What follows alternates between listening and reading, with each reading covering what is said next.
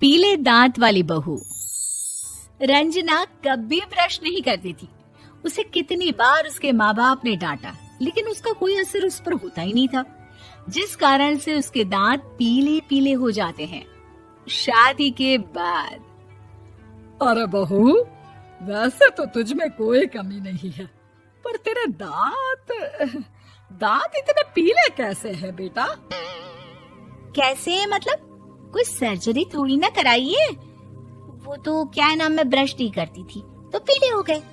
अब क्या करूं? आप कहें तो लाल करवा लूं या फिर काले? यार ये क्या है, क्यों माँ से लड़ रही हो? लड़ रही हूँ? अरे मैं लड़ रही हूँ या ये बोल रही है कि दांत पीले हैं, पीले। अरे तपस्या थोड़ी ना की है इन्हें पीले करने के लिए। बकायदा ब्रश नहीं किया है 20 साल तक, तब जाकर। छी, कैसी बात कर रही हो? ये उस वक्त तो पीले नहीं थे जब हम लोग तुम्हें देखने आए थे। अरे तब साफ करवा लिया होगा डेंटिस्ट के पास जाकर। अब देखो कैसे पीले पीले लग रहे हैं। रंजना सास की तरफ गुस्से से देखती है। फिर शुरू हो गई पीले पीले पीले। अरे पीले तो तब भी थे जब मेरे हाथ का रसगुल्ला उड़ा उड़ा कर खा रही थी और बोल रही थी, लड़की नहीं गुणों का खजाना दे रहे भाई साहब आप।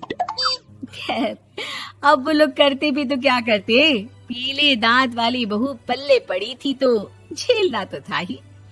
एक दिन कीर्तन में रंजना गाना गा रही थी। अरे कमला बहन, माँ का द्वार है, यहाँ तो सब शुद्ध होकर आते हैं, फिर अपनी बहू को ब्रश भी नहीं करवाती तुम। दूर से पीले पीले दांत भक्ति में बाधा उत्पन्न कर रहे हैं। अरे कोई 2 साल की बच्ची थोड़ी ना लेकर आई हूँ मैं बहू बनाकर। अच्छी खासी लड़की है, अरे कैसे करवाऊं ब्रश? ये तो उसे खुद करना चाहिए ना। अब माँ बाप तो इसके जैसे तैसे निपटा दिए, ये नहीं सोचा कि सास कैसे संभालेगी। सास बहू को लेकर घर आ जाती है, लेकिन सोच लेती है कि अब इसे लेकर कहीं नहीं जाएगी। अगले रोज बहू कहती है, अरे क्या हो गया, मंदिर नहीं जाना क्या? कीर्तन का वक्त हो रहा है। मेरी मधुर वाणी से कान्हा जी जागते हैं और सोते हैं। आप तो जानती है ना उनकी भक्ति में कितना मन लगता है मेरा। वो क्या है ना, तबीयत ठीक नहीं लग रही है मेरी, आराम करूंगी मैं। तबीयत ठीक नहीं लग रही? अभी तो मिथुन के गाने पर नाच रही थी आप, और अब बोल रही है कि तबीयत ठीक नहीं लग रही। अरे भक्ति में मन लगा लो सासू माँ, ऊपर जाना है, क्या मुंह दिखाओगी आप? हाँ? सास को बहू की बात पर गुस्सा आ जाता है। मैं क्या मुंह दिखाऊंगी, इसकी चिंता तो ना कर, समझी? अपने मुंह की चिंता कर, जो ये पीले पीले दांत लेकर हर जगह पहुंच जाती है। पता है लोग कितना मजाक बनाते हैं। ना जी ना, मैं नहीं जाना कहीं तेरे साथ। तो ये बात है, कोई ना, मत जाओ, मैं अपने कमरे में ही बैठकर भक्ति कर लूंगी। ऊपर वाला दांत थोड़ी ना देखता है, मन देखता है, भावना देखता है। और अरे बस बस, तू सब कुछ दिखा, बस ये सफेद चमकदार दांत ना दिखाना किसी को, है? जा यहाँ से। बहू को सास की बात का कोई फर्क नहीं पड़ता, वो तो जैसी थी वैसी ही रह जाती है। सुबह नहाकर किचन में खाना बनाना, फिर खाना खाना, कीर्तन भजन करना और सो जाना। एक दिन, माँ जी मैं सहेली के घर जा रही हूँ, शाम को लेट आऊंगी। हाँ हाँ तो जाना, मैंने कौन सा तेरी आरती करनी है घर पर बैठकर। रंजना सहेली के घर जाती है, जहाँ वो पार्टी में जाने की तैयारी कर रही होती है। अरे शिखा, कहाँ जाने की तैयारी कर रही है? मैं गलत वक्त पर आ गई क्या? अरे नहीं यार, उल्टा सही वक्त पर आ गया। मैंने ये साड़ी और ज्वेलरी निकाली है यार, शाम को इनके ऑफिस की एक पार्टी में जाना है। बताना कैसा लग रहा है ये सब? नहीं यार, इस ड्रेस के साथ तो वो वाली ज्वेलरी अच्छी लगेगी। हाँ हाँ सही बोल रही है, मैंने ध्यान ही नहीं दिया। वैसे तो हमेशा से मस्त फैशन सेंस रखती है। तो बड़ा जाती होगी ना पति के साथ पार्टी में।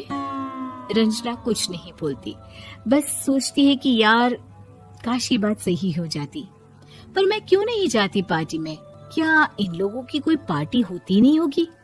रंजना घर आती है और रात में पति से सवाल करती है, एक बात बताइए, आप मुझे किसी पार्टी में क्यों नहीं ले जाते? क्या आपके यहाँ ऑफिस में पार्टी नहीं होती? पति बेचारा क्या कहता कि दांत पीले हैं तुम्हारे इसलिए। अरे कोई पार्टी होती नहीं हम लोगों के ऑफिस में, तो कहाँ से लेकर जाऊं? और मार्केट, मॉल, कहीं वीकेंड घूमना, कहीं तो। अरे यार, सारे हफ्ते में एक छुट्टी मिलती है, तो सोचता हूँ कि आराम ही कर लूं। क्यों? रंजना मन मार के रह जाती है। पहले कभी सास के साथ मंदिर जाया करती थी, लेकिन वो भी सास ने ले जाना बंद कर दिया। घर बैठी बैठी रंजना बोर हो जाती है। तभी उसे आइडिया आता है और वो मायके जाने का सोचती है। सासू माँ, 2 दिनों के लिए मम्मी के घर जा रही हूँ। अच्छा अच्छा, ठीक है, आराम से जा। और हाँ, माँ से कुछ अच्छी आदत सीख कर आना कि कैसे शरीर के हर भाग की तरह दांतों की सफाई भी जरूरी होती है, समझी? शुरू हो गई ना आप। वो लोग आपकी तरह नहीं है कि छोटी छोटी बात का बतंगड़ बना दे। उन लोगों के लिए मैं मायने रखती हूँ, ना कि मेरे पीले पीले दांत।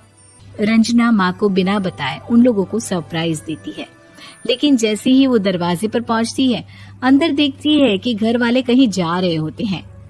अब माँ, काश रंजना दीदी के दांतों वाली प्रॉब्लम नहीं होती, तो वो भी हम लोगों के साथ चलती ना बुआ जी की बेटी की शादी में।